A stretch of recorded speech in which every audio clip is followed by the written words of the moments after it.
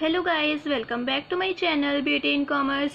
In today's video, we are going to discuss 7th chapter of Principle of Marketing of BCom third year students. 7th chapter हमें बात करता है product planning की. And yes guys, we had already discussed and completed 6 chapters of Principle of Marketing. अगर guys आपने नहीं देखे हैं, आप उनको जाके देख सकते हैं और तब आप 7th चैप्टर पे आइएगा. एंड गाइस, अगर आपको वीडियोस अच्छी लगती हैं तो आप सब्सक्राइब कीजिए और ज़्यादा से ज़्यादा बच्चों के साथ शेयर कीजिए जो स्टूडेंट्स बीकॉम थर्ड ईयर में और पढ़ना चाहते हैं रिविजनरी नोट से. सो 7th चैप्टर आज हम डिस्कस कर रहे हैं जो कि बात करते हैं प्रोडक्ट प्लानिंग की. हमने 6th चैप्टर में पढ़ा था प्रोडक्ट क्या होता है, प्रोडक्ट कितने तरह के होते हैं, प्रोडक्ट क्या होता है जो कि एक एबिलिटी अपने अंदर रखता है. प्रोडक्ट किसी भी कंज्यूमर की नीड्स और वांट्स को सेटिस्फाई कर सकता है. और प्रोडक्ट कितने तरह का होता है, 2 तरह का होता है जनरली. एक तो कंज्यूमर गुड्स, जो कंज्यूमर गुड्स डायरेक्टली कंज्यूम किए जाते हैं किसी अल्टीमेट कंज्यूमर के द्वारा, फाइनल कंज्यूमर के द्वारा, उसे कहते हैं consumer goods. And second one is industrial goods, जो कि इंडस्ट्रियल गुड्स जो होते हैं जो कि दूसरे गुड्स को बनाने में हेल्प करते हैं. एज अ मैन्युफैक्चरिंग प्रोडक्ट कह सकते हैं उसको, दूसरे गुड्स को बनाने में हेल्प करते हैं, उन्हें कहते हैं industrial goods. So product planning क्या होता है? प्रोडक्ट प्लानिंग आप देख रहे हैं 2 वर्ड से मिलकर बन रहा है. Product planning is made up of 2 words, product and planning. Product planning 2 word से मिलकर बन रहा है, product and second one is planning. Product आप जानते हैं जो कि कैपेसिटी अपने अंदर रखता है या सेटिस्फैक्शन पावर रखता है किसी भी कंज्यूमर या कंज्यूमर की जो नीड्स है वांट्स को सेटिस्फाई करना है, फुलफिल करना. So product is one which has the capacity and to satisfy the wants and needs of consumer के नीड्स और वांट्स को सेटिस्फाई करना, इतनी कैपेसिटी अपने अंदर रखता है, उसे कहते हैं प्रोडक्ट. प्लानिंग, अब प्रोडक्ट हमें पता चल गया कि वो अपने अंदर सेटिस्फेक्शन पावर रखता है किसी नीड्स और वांट्स को कंज्यूमर के पूरे करने के लिए. बट प्लानिंग क्या होता है? अगर हम एज अ मैन्युफैक्चरर में बात करूँ, अगर मैं अपने कंपनी के अंदर ये सोच रही हूँ कि मैं क्या प्रोडक्ट प्रोड्यूस करूँ, कितनी क्वांटिटी में प्रोड्यूस करूँ, कब प्रोड्यूस करूँ, कैसे प्रोड्यूस करूँ, कहाँ प्रोड्यूस करूँ, सो ये सारे क्वेश्चन मेरे माइंड में उठ रहे हैं, तो इसे कहते हैं planning. Planning gives answer to like what, how much, why, when and where it the goods has been produce. So product क्या हुआ, हमें पता चल गया. प्लानिंग क्या हुआ, किसी भी प्रोडक्ट की प्लान करना कि हमें क्या प्रोड्यूस करना है. सो प्रोडक्ट प्लानिंग क्या हुआ? दस product planning refers to all those activities which enable the producer to determine what should constitute a company lines of product. अगर एक कंपनी स्टार्टअप है या फिर हम कह सकते हैं कंटिन्यू में चल रही है, सो वो आगे फर्दर कौन से प्रोडक्ट प्रोड्यूस करे जो वो ज़्यादा से ज़्यादा सेल कर सके और अपने कंज्यूमर को सेटिस्फाई कर सके. सो उसे हम क्या कहेंगे? Product planning. It is a plan which matches the product of the company to the requirement of consumer. अगर हम प्रोडक्ट की प्लानिंग कर रहे हैं तो हम ये सोच के करते हैं कि हमारा जो प्रोडक्ट हम प्रोड्यूस करने वाले हैं इन फ्यूचर वो कंज्यूमर के नीड्स और रिक्वायरमेंट्स के इक्वल होना चाहिए, यानी जो वो चाहता है वो ही हम प्रोड्यूस करें. इस तरह की हम प्रोडक्ट प्लानिंग करते हैं, उसे कहते हैं हम प्रोडक्ट प्लानिंग. सो 2 इम्पोर्टेंट जो ऑथर है उन्होंने अपनी डेफिनेशन दी हुई है किसके ऊपर? प्रोडक्ट प्लानिंग के ऊपर. वो पढ़ लेते हैं एक बार. Product planning impresses all activities which enable producer and middle man to determine what should constitute a company's line of product. अगर एक कंपनी स्टार्टअप कर रही है या फिर अपनी जो कंपनी है या फिर मैन्युफैक्चरिंग एजेंसी है उसको कंटिन्यू में लेके जाना चाहती है, तो किस लाइन ऑफ प्रोडक्ट में वो डील करे जो अपने ज़्यादा से ज़्यादा कस्टमर्स को सेटिस्फाई कर सके और अपने प्रोडक्ट और कस्टमर प्रोडक्ट को सेम कर सके. Product management refers to adjustment of productive capacity and technology to the consumer demand. जो कंज्यूमर डिमांड कर रहा है, जिस कैपेसिटी पे डिमांड कर रहा है या जिस टेक्नोलॉजी का वो डिमांड कर रहा है, वो सब अपनी कंपनी के अंदर लेके आना, टेक्नोलॉजी या फिर कैपेसिटी. सो हम वही प्रोडक्ट प्रोड्यूस करेंगे जो कंज्यूमर चाहता है. Technically it emphasis both product planning and product development. या तो अब अगर हम नया बिजनेस खोल रहे हैं तो हम प्रोडक्ट की प्लानिंग करेंगे, नए नए प्रोडक्ट्स बनाएंगे. अगर हम पुराना बिजनेस है उसी को ही अच्छा करना चाहते हैं तो अपने प्रोडक्ट के अंदर डेवलपमेंट करेंगे. सो ये जो टेक्निकली हम कह सकते हैं प्रोडक्ट प्लानिंग भी होती है, इसमें प्रोडक्ट का डेवलपमेंट भी होता है. लाइक अब हम किसी भी प्रोडक्ट को ले लें, आज के टाइम में हर एक प्रोडक्ट अपने आप में डेवलप्ड होता जा रहा है. अब देख लीजिए ये पेंसिल है, मतलब पहले के टाइम में नॉर्मली पेंसिल होती थी, लकड़ी वाली पेंसिल, जो भी मतलब कच्ची पेंसिल हम बोलते थे, बट आज के टाइम में ये लीड वाली पेंसिल हो गई है। मतलब हर एक प्रोडक्ट में अपने आप में डेवलपमेंट हो रहा है। सो प्रोडक्ट प्लान भी करना है, प्रोडक्ट को डेवलप भी करना है। सो दोनों काम आते हैं प्रोडक्ट प्लानिंग के अंदर।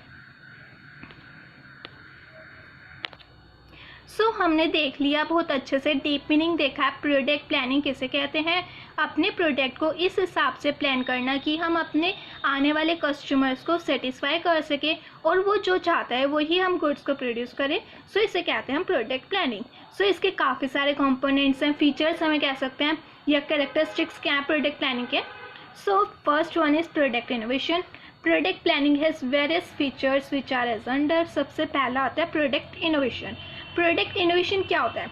इनोवेशन मतलब आपको पता है, नई टेक्नोलॉजीज, नई कह सकते हैं नई मशीनरीज, नई इक्विपमेंट्स का इस्तेमाल करना, सो उसे कहते हैं हम product innovation.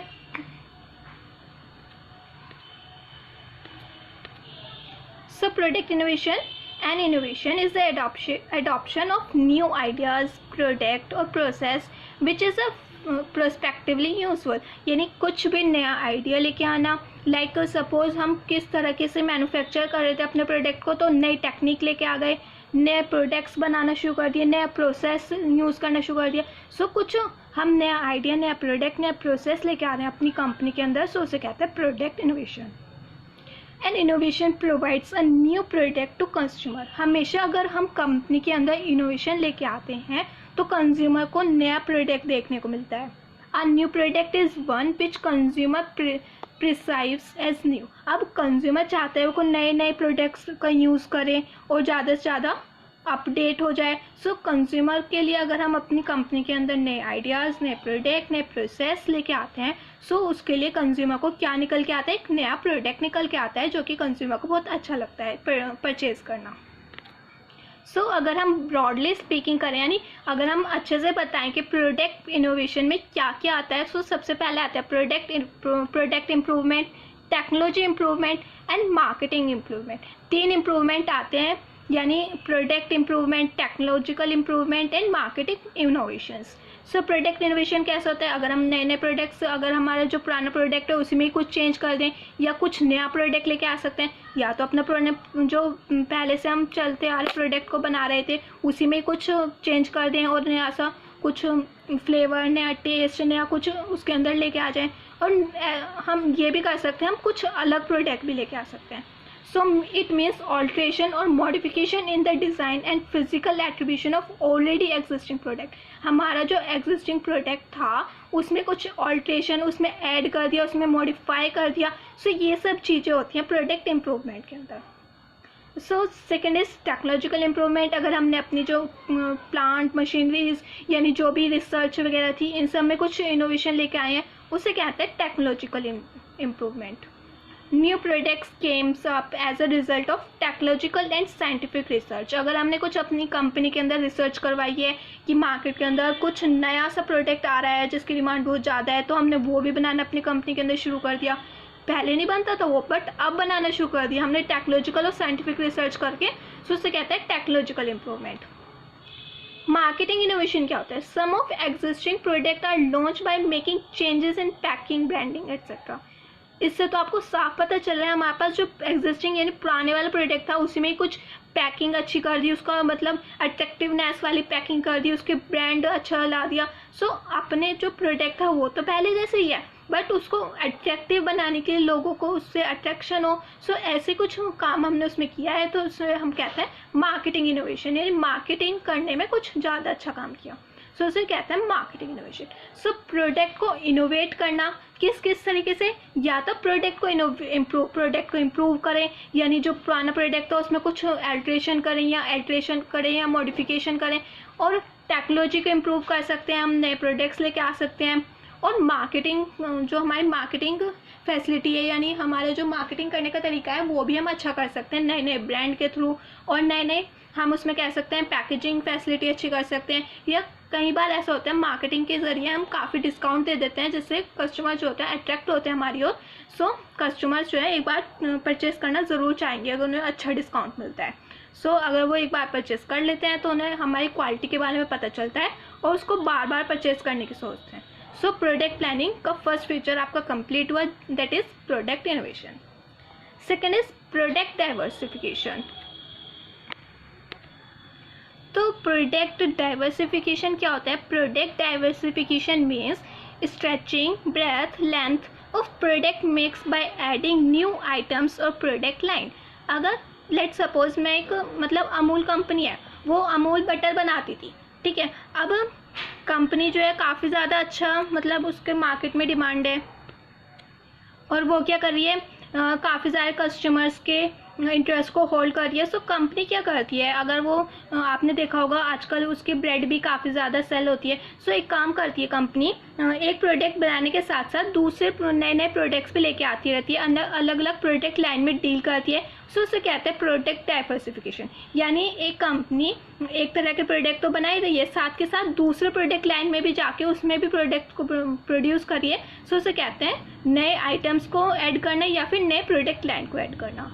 It is a management policy to earn business and profit from a number of source। अलग अलग सोर्स से अलग अलग बिजनेस से प्रॉफिट अर्न करना उसे कहते हैं product diversification. These additional source or product line may be have link with the company's existing product or may be totally unrelated। या तो वो पुराने प्रोडक्ट से रिलेट हो सकता है, यानी अगर हम कह सकते हैं अमूल जो है कंपनी है वो बटर के साथ साथ ब्रेड भी बना रही है, सो एक दूसरे से रिलेटेबल है। अगर वो कुछ और ही प्रोडक्ट बना रही है यानी फूड से रिलेटेड बना ही नहीं रही है, वो कुछ क्लॉथ या फिर कुछ गेमिंग रिलेटेड बना रही है, सो दो तरह के प्रोडक्ट हो सकते हैं, यानी एग्जिस्टिंग प्रोडक्ट से रिलेटेड भी हो सकते हैं और टोटली अनरिलेटेड भी हो सकते हैं। फॉर एग्जाम्पल में यहाँ पे आपको दे रखा है HMT originally machine tool manufacturing. जो HMT कंपनी है वो क्या करती थी, मशीन के टूल्स बनाने का काम करती थी, but had gone into new lines like wrist watch, bulbs and tubes, electric lamp components. यानी वो सिर्फ मशीन के टूल्स बनाती थी, बट अब वो नए नए प्रोडक्ट लाइन भी ऐड कर रही है, लाइक रिस्ट वॉच यहाँ पे बता रखा है, wrist watch, bulbs, tubes, electric lamp components, ये सब कंपोनेंट्स भी वो बनाने लगी है। So diversification is a study of growth and survival in a highly complex marketing environment। Marketing environment में अच्छे तरीके से सर्वाइव करना, ग्रोथ करना। लेट सपोज आपके कुछ फिक्स कस्टमर हैं, वो आपसे मतलब अपने प्रोडक्ट्स जो हैं वो आप मशीन टूल्स बनाते तो वो हमेशा आपसे ही परचेज करते हैं। अगर वो देखेंगे कि आप मशीन टूल्स के साथ साथ इतनी सारी चीज़ें और बनाने लगे, सो वो लोग क्या करेंगे, आपके नए प्रोडक्ट्स को भी ट्राई करेंगे और आपसे ही वो सारी चीज़ें परचेज करने की चाहेंगे। सो इससे क्या होता है, अपनी जो कंपनी है उसकी जो ग्रोथ है वो बढ़ती है। So there is a immense truth in the saying diversify और डाई। यानी अपने आप को डाइवर्सिफाई करो, अपने आप को फैलाओ इतना। अगर आप अपने आप को ग्रोथ करना चाहते हो तो अपने आप को डाइवर्सिफाई करना होगा, यानी अलग अलग कैटेगरीज में डिवाइड करना होगा। अगर आप ऐसा नहीं करोगे तो आपकी जो कंपनी है वो जल्दी डाई हो जाएगी, यानी मतलब ख़त्म हो जाएगी। क्योंकि अगर आप एक ही प्रोडक्ट को बनाते जाओगे सो कस्टमर क्या होगा, ऑफकोर्स बोर हो जाएगा आपके प्रोडक्ट लेके। सो आपको अपने आप को डाइवर्सिफाई करना बहुत ज़रूरी होता है। सो सेकेंड पॉइंट आपका कंप्लीट हुआ, that is product diversification. Third is product standardization. So standardization क्या होता है, goods are sold in different ways, by inspection, by sample और बाय डिस्क्रिप्शन। अगर गुड्स हम सेल कर रहे हैं तो हम उसको डिस्क्रिप्शन के थ्रू, सैम्पल के थ्रू, इंस्पेक्शन के थ्रू हम उसको सेल करते हैं। अब ये तीनों चीज़ होती क्या है, इंस्पेक्शन के थ्रू पहले हम मार्केट में जाएंगे, पता करेंगे कि अपने प्रोडक्ट की डिमांड है या नहीं है। अगर वहाँ पे ज़्यादा डिमांड होगी तो हम वहाँ पे जाके सेल करेंगे, सो उसे कहते हैं इंस्पेक्शन। सैम्पल क्या होता है, मार्केट में कुछ हमने इंस्पेक्शन नहीं करा, चाहिए नहीं चाहिए, हम सीधा मार्केट गए और सबको थोड़ा थोड़ा सैंपल बांट दिया। अगर लोगों को पसंद आया तो लोग हमारे पास आते हैं, हमारे प्रोडक्ट को परचेज करेंगे। और डिस्क्रिप्शन, लोगों को न्यूज़ पहले से ही मार्केट के अंदर फैला देना कि हम इस तरह के प्रोडक्ट लॉन्च कर रहे हैं, सो लोगों को पहले ही अवेयर हो जाती है। सो 3 तरीके यहाँ पे बता रखे हैं अपने मार्केटिंग अच्छा करने के लिए। First is inspection, second is sample, third is description. If goods are standardized, it is possible to sell them on sample और description। अगर हम कह सकते हैं, अगर हम अपने गुड को स्टैंडर्डाइज करना चाहते हैं, ज़्यादा से ज़्यादा सेल करना चाहते हैं, तो हम उसको सैम्पल के रूप में बांट सकते हैं। अगर हमारा रियली प्रोडक्ट बहुत अच्छा है और एक बार कंज्यूमर को, आपको लगता है एक बार कंज्यूमर बस उसको एक बार यूज़ कर ले और यूज़ करके कंज्यूमर को अच्छा लगा तो वो कितने भी मतलब ज़्यादा से ज़्यादा अमाउंट में भी उसको परचेस कर लेगा। और सो हम क्या करते हैं, उसको सैम्पल में सेल कर देते हैं। और डिस्क्रिप्शन यानी मार्केट के अंदर अवेयरनेस क्रिएट करना। This simplifies purchase and sale of goods, यानी इससे क्या होता है, हमारे गुड्स को सेल करने में ईजी होता है, इससे मार्केटिंग की कॉस्ट भी रिड्यूस होती है। ये ना standardization reduce the cost of marketing. अगर हमने अपना सैंपल मार्केट के अंदर सबको बांट दिया सो मार्केटिंग करने की ज़रूरत है ही नहीं। लोग सैंपल देखेंगे, उसको यूज़ करेंगे, लोगों को अच्छा लगा वो लेने आएंगे हमारे पास।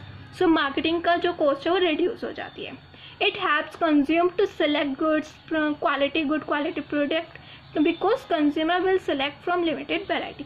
अब आपने मार्केट में देखा होगा काफ़ी सारे हैंड वॉशेज़, काफ़ी सारे कह सकते हैं सैनिटाइजर पैड, ये सारी चीज़ें कंपनी क्या करती है free of cost as a sample निकालती है मार्केट में। आजकल तो वैसे काफ़ी ज़्यादा प्रोडक्ट के सैम्पल्स मार्केट में आते हैं, बट जो रिटेलर्स हैं उनको सेल कर देते हैं, बट सैम्पल हर किसी प्रोडक्ट के आते हैं।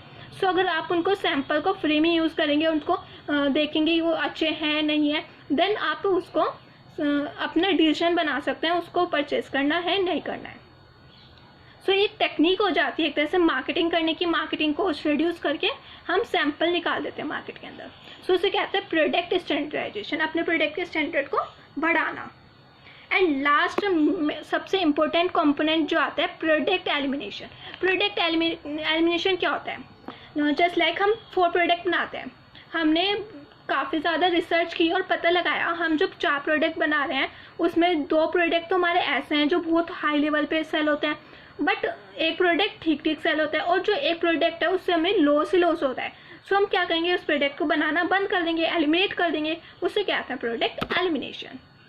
Product elimination becomes necessary because of the reduced effectiveness. It has a strong substitute. It has declined sale trend. It has decreased price trend profit. यानी कुछ भी रीज़न हो सकता है, या तो उसका इफेक्टिवनेस रिड्यूस हो गया है, या तो उसका स्ट्रॉन्ग सब्स्टिट्यूट आ गया मार्केट के अंदर, या फिर उसकी सेल ट्रेंड कम हो गया है, यानी मार्केट के अंदर उसका जो ट्रेंड चल रहा था वो ख़त्म हो गया है, या प्राइस डिक्रीज हो सकता है, या प्रॉफिट डिक्रीज हो सकता है, कुछ भी हो सकता है। ऐसा भी हो सकता है वेदर चेंज हो गया, सो रेनकोट लोग परचेज नहीं करेंगे, या समर सीजन विंटर सीजन जो भी अगर हम कह सकते हैं लोगों की चॉइस चेंज होगी। कुछ भी रीजंस की वजह से हमारा एक प्रोडक्ट जो है बहुत ज़्यादा लॉस क्रिएट कर रहा है, सो हम उस प्रोडक्ट को एलिमिनेट कर देते हैं, हटा देते हैं, उसको फर्दर प्रोड्यूस नहीं करते। So product elimination helps in saving the firm for purchasing of cost of raw material, taking full advantage। यानी जो भी हम उस प्रोडक्ट को बनाने के लिए रॉ मटेरियल यूज़ करते थे, बहुत ज़्यादा अपने सारे चीज़ें इस्तेमाल करते थे उसको बनाने के लिए, सो वो सब चीज़ें हम फर्दर नहीं करेंगे जिससे हमारा जो लॉस है वो ना हो। Of marketing opportunities, the decision of product elimination is taken under product planning. ये जो डिसीजन होता है कि जो प्रोडक्ट हमें लॉस क्रिएट कर रहा है उसको एलिमिनेट कर देना, ये क्या हुआ, एक प्रोडक्ट प्लानिंग का एक पार्ट है, यानी हिस्सा है। अगर हम अपने प्रोडक्ट को प्लान कर रहे हैं तो हमें ये भी देखना होगा कि हमारे कोई प्रोडक्ट ऐसा तो नहीं है हम फालतू में बनाए जा रहे हैं और लॉस हुआ जा रहा है, उससे वेयर हाउस में ही पड़ा है वो, ऐसा नहीं होना चाहिए। सो ये सब चीज़ें, ये सब बेसिक फीचर आपको याद रखना है। एंड नेक्स्ट वीडियो जो हम बनाएंगे वो है नीड्स और इम्पोर्टेंस ऑफ प्रोडक्ट प्लानिंग। तब तक के लिए आप ये जो मैंने आपको टॉपिक पढ़ाया अच्छे से समझिए, उसको लर्न कीजिए। Thank you for watching my video.